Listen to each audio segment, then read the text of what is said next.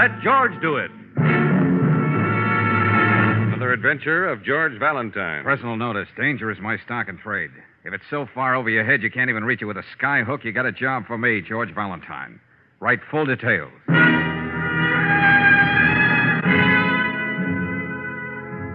Dear Valentine, here's a laugh. A private dick falling for that screwy ad of yours. Her name is Joe Logan. We ran across each other a couple of times, but that's not important. Here's the deal. I'm meeting somebody at the Half Moon Motel tonight. I'm not the sensitive type, but something about this ring's phony. So if you read about me in the obituary column tomorrow, I want you to cry murder, good and loud. Encloses $100 $100 for your trouble. But if you hear my sweet gravel voice over the phone before noon tomorrow, forget the whole thing and buy yourself a drink. Signed, Joe Logan. I'm not buying that, Angel. It's too pat. Joe Logan knocked off by a hit-and-run driver last night of all nights. Yeah, but don't forget it says here that Mr. Logan had his customary snootful when he was clipped by that car on a deserted stretch of Whitman Highway. And not too far away from the Half Moon Motel. Better put your ear stoppers in, Brooksy. Huh? Yeah. I'm going to cry bloody murder the way my client wanted it. Good and loud.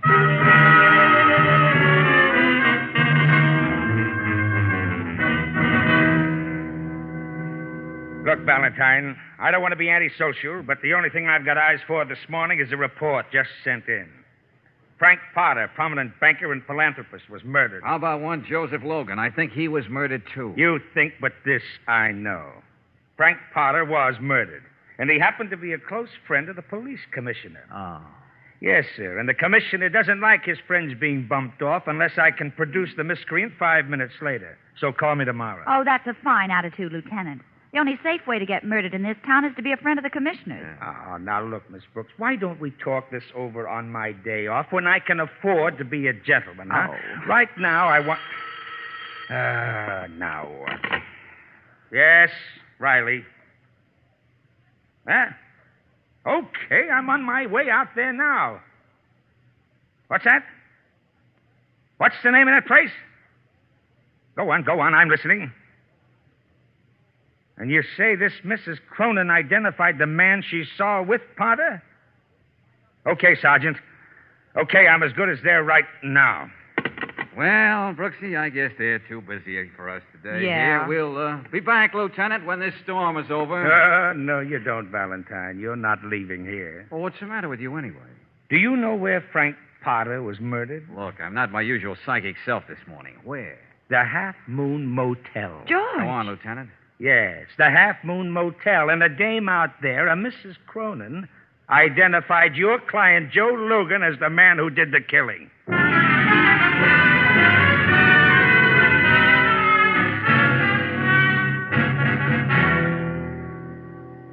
I'm surprised, Mr. Valentine. The police didn't get around to me yet. Any time now, Maggie. They know that in a racket like Logan's, the secretary knows more about her boss than anybody else in the world. Maggie, don't you have any idea what Mr. Logan might have been afraid of last night? I just know that Joe's death was no accident. I didn't even know he wrote that note. Not that it matters to Logan now, but that letter to me puts him right there in the Half Moon Motel with Potter. Why does it? Joe had other clients.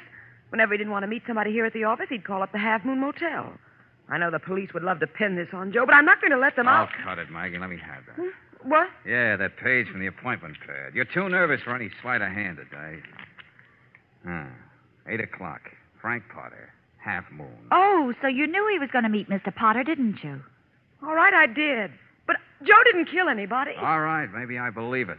But that's not good enough, Maggie. I got to make sure. Now, what about the deal your boss had with Potter? I don't know anything about it. Oh, you don't, huh? Okay, come on, Brooksy. We're wasting our time. Wait. You want to play this hand face up with me? It's the truth. I don't know what Potter wanted with Joe. Or perhaps what Joe wanted with Potter? Whichever way it was, but they did have a quarrel right here in the office yesterday morning. That just makes the case stronger against Logan. I couldn't hear what they were fighting about. Finally, Potter slammed out of here in a rage. I see. Just one more point, and let's face it. The medical examiner reported that Joe was a little more than slightly crocked when that car sideswiped him. Joe never drank so much he didn't know what he was doing. Just the same, how about a list of his favorite bars? It might help if I knew where he was before he went to meet Potter. Joe's favorite bars? How do you want them, from A to Z? Oh, George, can't you see she's all upset? Could have been Johnny's place near City Hall, or Chris's on West Laredo Street, or it could have been... Mort's Paddock Bar on Whitman Highway? What's that, Brooksy? Look at this book of matches in the ashtray. Mort's Paddock Bar, where good sports meet. Yes, that's another place Joe used to like to sit and talk to Mort. Whitman Highway. That's on the way to that motel. And Mr. Logan was run down on Whitman Highway. Yeah. See you later, Maggie.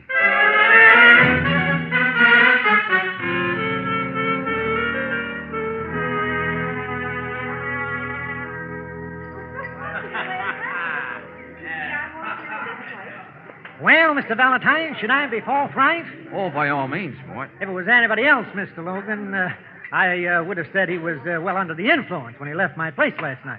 But seeing it was Mr. Logan, what would you say? Well, you see, he's one of those good-looking, strapping men who will, just get convivial, so to speak. Well, that's a nice way of putting it, Mort. You know something, miss? Mr. Logan's going to leave an empty place at my bar. You know, he was a swell talker. I picked up a lot of new words from him. Yes, I guess you'd say Mr. Logan was epigrammatic when it came to repartee. The poor fella. Yeah, I see what you're trying to say. But tell me, Mort, what time did he leave here last night? Oh, about 8, I'd say. Before or after 8? Well, couldn't be sure, but he did say he was leaving his car in my parking lot till he got back. Well, didn't he say where he was going? No, miss, but it must have been near here because he said he was going to walk it. Ironical, isn't it? Just this time, when he decides not to use his car, he meets up with a pedestrian's fate. Not just ironical, Mort. It's more than that. Yeah, now you see right out that window? Down the highway a couple of 100 feet? That's where it all happened, on the right-hand side there. Just by that first telephone pole. The poor fella. Okay, thanks a lot, Mort. You've been a great help. I'm afraid I didn't have very much to say. But you did, believe me. Well, drop in again. Always like to talk to people. Well, darling, do I ask questions, or are you going to let me in on the brainstorm? Take another look down the highway, Brooksy. What do you see? A pretty highway. Credit to the state. One lane going east, the other going west. An island of trees in the middle. Uh-huh. Yourself. I see what you mean. Yeah. Joe Logan left the Paddock Bar and started to walk down the highway on the right-hand side, walking toward the Half Moon Motel, not away from it. Well, if you're right, George, Logan never even got there to kill Potter. Which should simplify things for us, but doesn't. I've got a hunch whoever killed Potter ran Logan down. Yeah. Well, what next? Well, I understand there's a Mrs. Potter. Have a talk with her, Brooksy, huh? See if she knows what business her husband had with Logan. Okay, where'll I meet you? Back at the office. In the meantime, I'm going to scrape up an acquaintance with this Mrs. Cronin, who swears she saw Logan at the Half Moon Motel.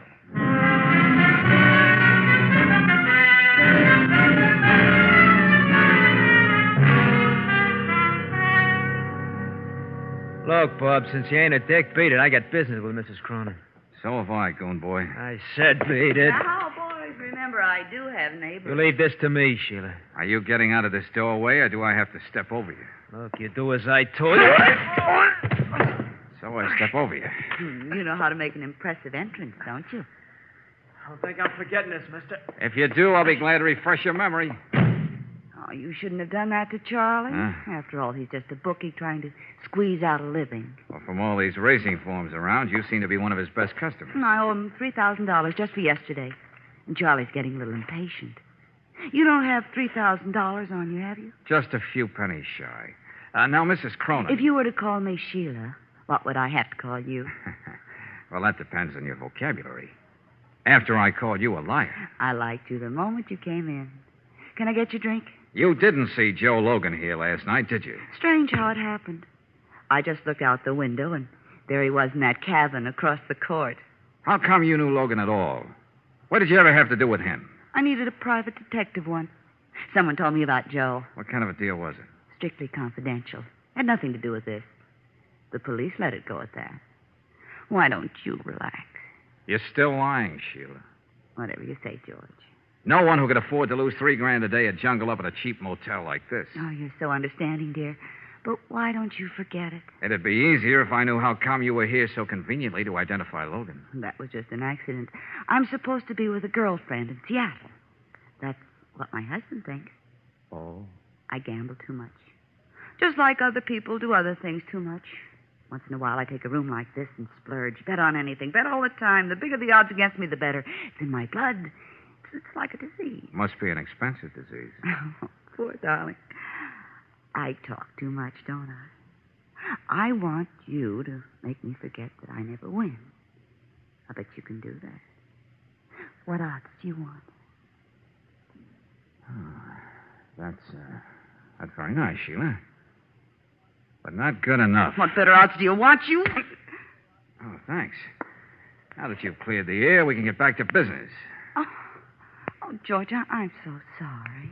Did I hurt you? What time did you tell Lieutenant Riley that you saw Logan?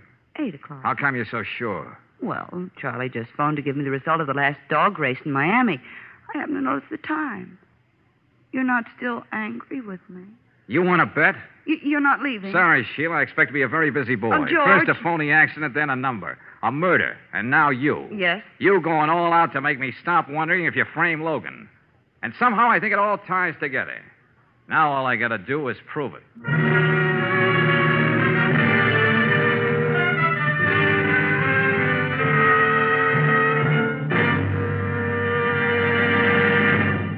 We'll return to tonight's adventure of George Valentine in just a moment. And now back to tonight's adventure of George Valentine. A private detective, of all people, mails you $100 and tells you to cry murder if he's among the missing tomorrow morning. Sure enough, the gentleman, one Joe Logan, is run down by a car during the night. Then a prominent banker is found dead in a cheap motel.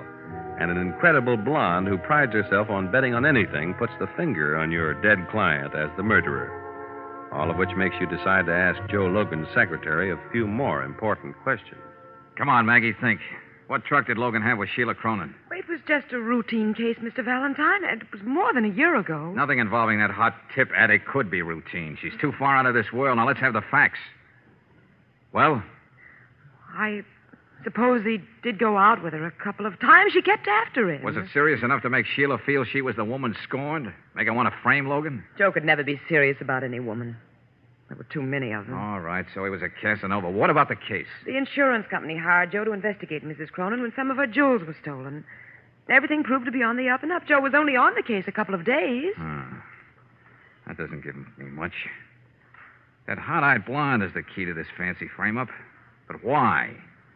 That's what I got to find out. You wanted to know about Mrs. Potter. Yeah?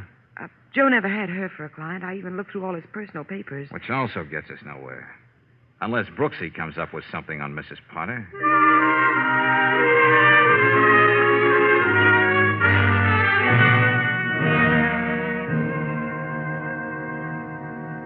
Miss Brooks, can't you see I'm dressing to go out? Oh, I just thought, Mrs. Potter, that since your husband had some dealings with Joe Logan, you might know something about him. I told you. I never heard of Joe Logan. Anyway, what right have you to question me like this? I just thought you might be interested. If it might help solve Mr. Potter's murder. I'm sure the police are doing all they can about it. Well, you might make it easier for them if you told them all you know about Logan. What makes you so sure I know this? Miss Joe Logan. He was killed, you know. Well, that's just too bad. But he's not the first man to be knocked down by a hit-and-run driver. Now, get out. Oh, then you did know Joe Logan. What? Well, that's pretty obvious. There were only a few lines in the paper about his hit-and-run accident. Not the sort of thing you'd remember about a stranger. You know, Miss Brooks, I should have obeyed my first impulse and had the butler throw you out. All right. I hired Joe Logan once. Why didn't you tell that to the police when they questioned? It has no bearing on this case. Does that satisfy you, Miss Brooks? Oh, not quite, but it's a good beginning. Well, I won't keep you any longer. I know you're anxious to get out and celebrate. What did you say? Get out of here. Go on, get out.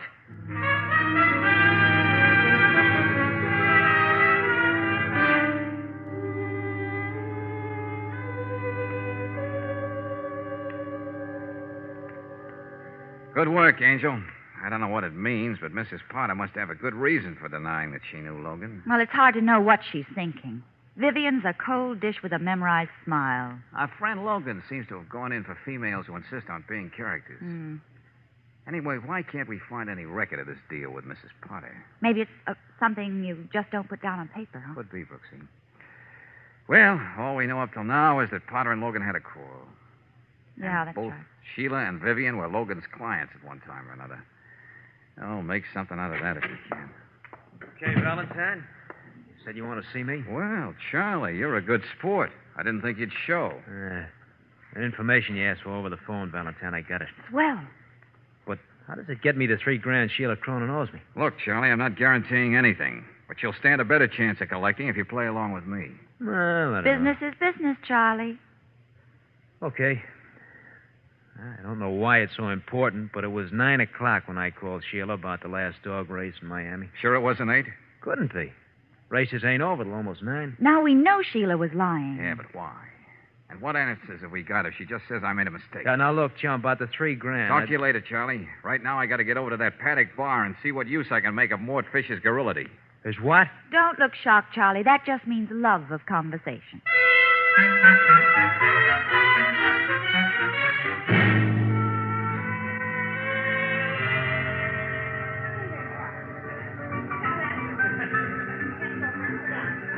Well, it's sure good to see you, Mr. Valentine. You know, I was hoping you'd drop in. How are you, miss? Hi, Mort. Say, look, you like to talk, Mort.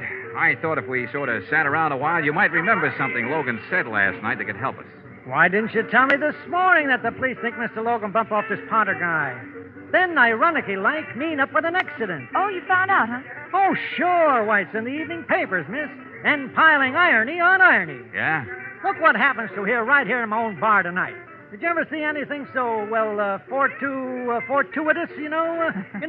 Well, look, you know who's sitting down there in the number 1 booth all by herself? No, who, Mort? Why, it's Porter's young wife. She's drowning her sorrows with champagne cocktails. Except she doesn't look too unhappy, if you ask me. Then you know Mrs. Potter. Now, that's more of the irony, miss.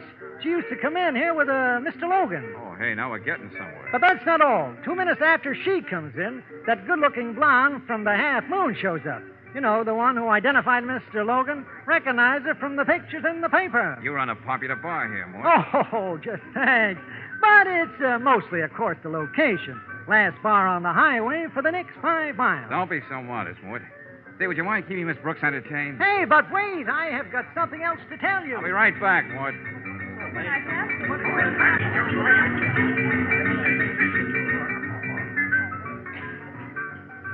Hello, Sheila. Well, look at you. Now, George, I was just getting lonely. No, thanks. What I've got to say won't take that long. Besides, I got to make another stop. Do you want to bet I can make it more interesting? Why did you lie about Logan? You never saw him at the Half Moon Motel. He never reached there. I like my story better.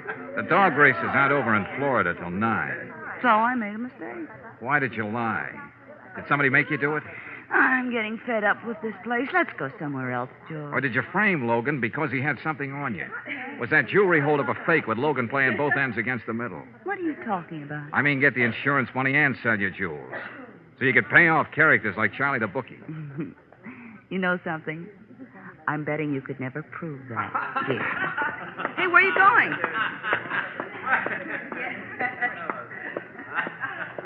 Oh, Miss Valentine. Tell me, Mrs. Potter, what kind of a job did you hire Logan to do for you? I made one slip today with your secretary. That's par for the course. Your husband was some 30 years older than you. You stood a lot to gain by his death. Go on, you're doing the talking. If Logan had anything to do with it, you'd want him out of the way, too, wouldn't you? Sorry, Mr. Valentine, but you bore me. Good night.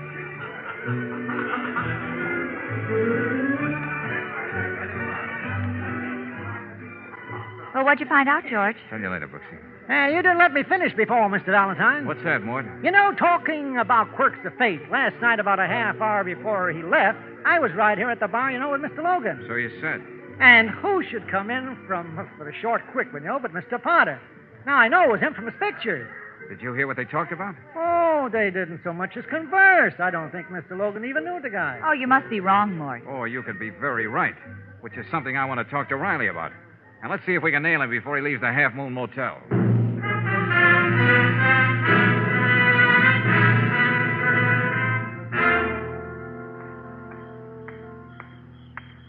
Why didn't we take the car, George? Well, it's just a short walk, Angel. Yeah. Anyway, I have to have time to think. Try and make some sense out of this thing. So it doesn't sound too fantastic to Lieutenant Riley. Better keep to the side of the road, darling. Yeah. Brooksy, when we get to the motel, call Maggie at home. Yes, George? Tell her to meet us at Logan's office. There's just one thing I want to clear up. Then I think we'll have this thing licked. George, look out that car. Get on the sidewalk.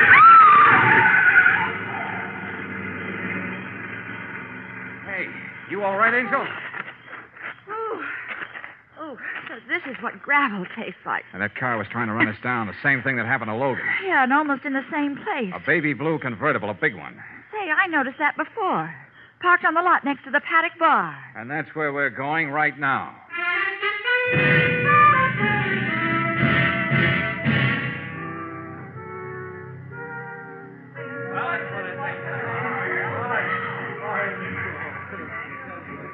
Tell me something, Mort. Yeah, Mr. Valentine? In the short time I was away, did you notice whether Mrs. Potter or Mrs. Cronin left your place?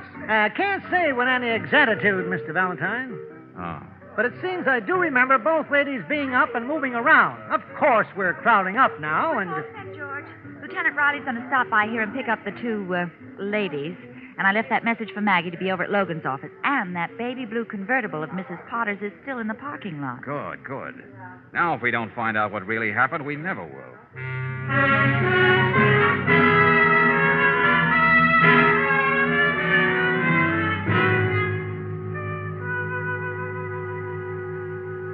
Okay, Valentine, what's your story? The one we got says Logan killed Potter, and the commissioner likes that version, too. Just a minute, Lieutenant. Oh, Brooksy, call into the outer office and see if Maggie's ready to take all this down. Okay, George. So you think this is a photo finish between me and Mrs. Potter? Is that it, George, dear? Lieutenant Riley, I've answered this man's questions all day. Do I have to go through this now? If you don't mind, Mrs. Potter, yes. You ready, Maggie? Yes, Miss Brooks. Okay, go ahead, George. Okay, Riley, here's the way I see it. Joe Logan makes a deal with a woman who always needs money because she bets too much. Cooks up a deal with her to cheat the insurance company, then blackmails her. But I didn't kill him. Logan also talks to a pretty young matron, much younger than her husband. So you think I'm pretty? Thank you, Mr. Valentine. She wants Logan to help her get rid of her husband without involving her, and so she can still get a big chunk of his money. I discussed that with Logan. That's as far as it went. Keep going, Valentine. Well, a wonderful plan is born, Lieutenant. Somebody makes an appointment for Logan to meet Potter at the Half Moon Motel. When Potter arrives, he's murdered. Then Logan is deliberately run down on the road. And you know, Lieutenant, dead men tell no tales. Yes, that much we know. Yes, do get to the point, George. Then enters what Mort would call the ironical touch. We're told that Logan and Potter had a violent quarrel the very day of the murder. Who should know better than the secretary who overheard it? Is that right, Maggie? That's right, Mr. Valentine. Then Mr. Potter does a very human thing. On the way to his appointment, which he knows he has to do with his wife, he stops in for a quick drink at Mort's bar. He stands almost next to Logan, but they don't say a word to each other because they've never met before. Look, you got to make more sense than this, Valentine, because I don't get it. Oh, you'll get this, Lieutenant. Why were we told there was a quarrel? Because that would supply the motive for Logan to kill Potter. And who'd know enough about Sheila to force her to place Logan at the motel when he wasn't there at all? A lot of questions, Mr. Valentine. How about some answers? Coming to that, Mrs. Potter, coming to that. But just one final question. If Logan were proved as your husband's murderer, who would be in the position to hold you up for the rest of your life? What? Someone who had the proof that you were dickering with Logan. Maybe you weren't talking murder, but it might sound like it. Getting all this down, Maggie? You got that proof, haven't you? That's why you committed 2 murders. Maggie! What? Didn't you, Maggie? Yes, you've got your facts all straight, Mr. Valentine. They make a wonderful confession. I may as well sign it now.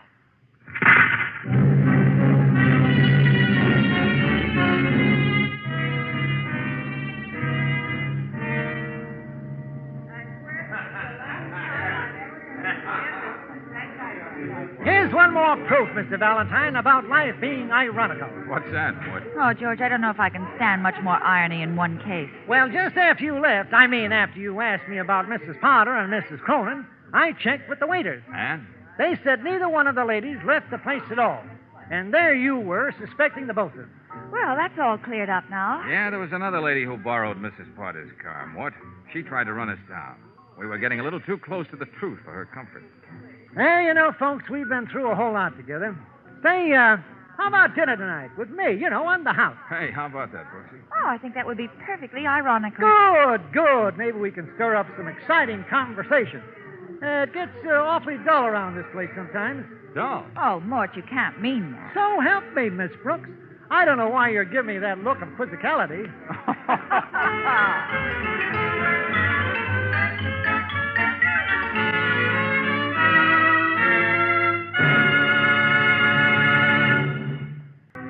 Let George Do It stars Robert Bailey as George with Frances Robinson as Claire. Wally Mayer appears as Lieutenant Riley. Tonight's story was written by David Victor and Herbert Little Jr. and directed by Don Clark. Also heard in the cast were Gloria Blondell as Sheila Cronin, Virginia Gregg as Vivian Potter, Betty Lou Gerson as Maggie, Dick Ryan as Mort, and Tony Barrett as Charlie. The music is composed and conducted by Eddie Dunstetter. Your announcer, John Heaston. Listen again next week, same time, same station, to Let George Do It.